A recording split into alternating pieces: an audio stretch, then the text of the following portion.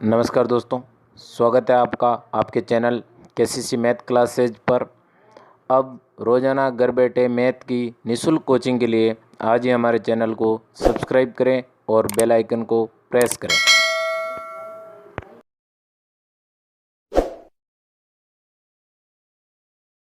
Question number 25 है, उपसूत्र अनुरूपण से घनफल ज्ञात करना।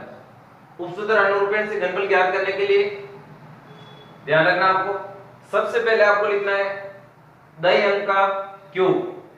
इधर दही अंक का क्यूब, ये इकाई अंक, ये दही अंक का क्यूब। सबसे पहले दही अंक का क्यूब, फिर लिखना है दही अंक का स्क्वायर, दही अंक का स्क्वायर यानी कि घात 3 घात 2 दही अंक, फिर घात 1 और घात 1 लिखी नहीं जाती, ध्यान रखना।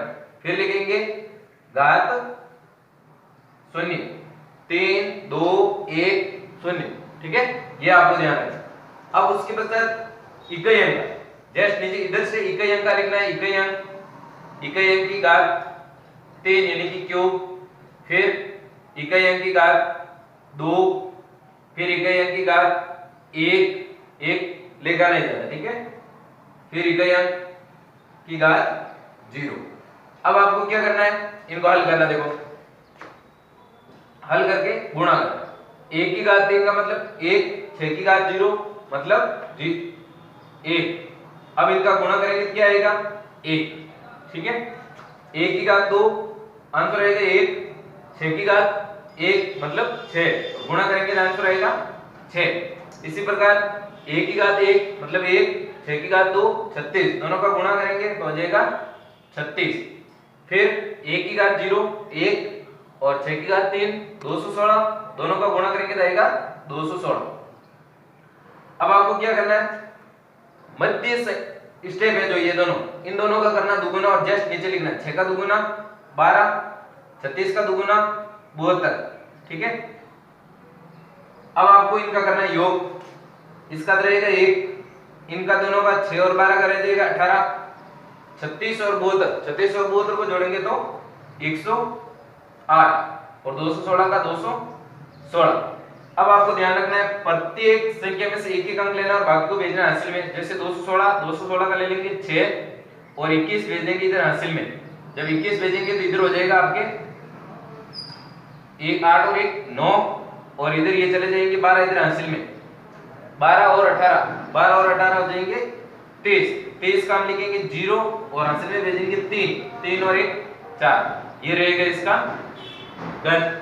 अब देखिए अगली संख्या है 33 के लिए देखो इसी प्रकार 3 की घात 3, ठीक है, फिर 3 की घात 2, फिर 3 की घात 1, फिर 3 की घात 0, ठीक है, और जस्ट नीचे इधर से 3 की घात 3, 3 की घात 2, 3 की घात 1 और 3 की घात 0।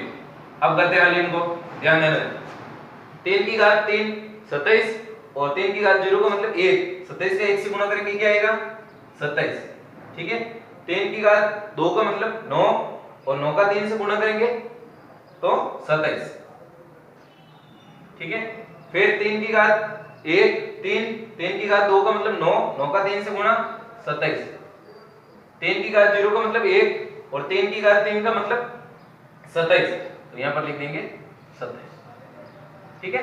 अब देखो बीच वाला का करेंगे दुगुना तो 27 और 27 इनका दुगुना करेंगे तो 54 और इसका भी 54।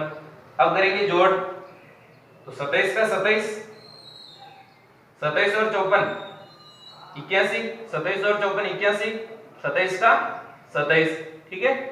अब आपको प्रत्येक स्टेप में से एक अंक लेना है और बाकी को भेजना है हासिल में। 27 का हम लिखेंगे 7 और 2 को भेजेंगे इधर हासिल में, ठीक है। 2 हासिल में भेजेंगे तो इधर कितना हो जाएंगे 83 के इधर हम लिखेंगे 3 और 8 को भेजेंगे इधर हासिल में। जब 8 को हासिल में भेजेंगे इधर हो जाएंगे 89 का हम लिखेंगे 9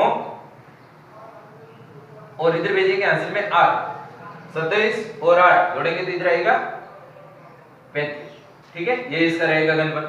इसी प्रकार देखिए आगे वाली संख्या में वापस वही विधि, पहले दही अंक कौन सा 4, तो दही अंक का क्यूब यानी कि घात 3, फिर दही अंक का स्क्वायर घात 2, फिर दही अंक की घात 1, फिर दही अंक की घात 0।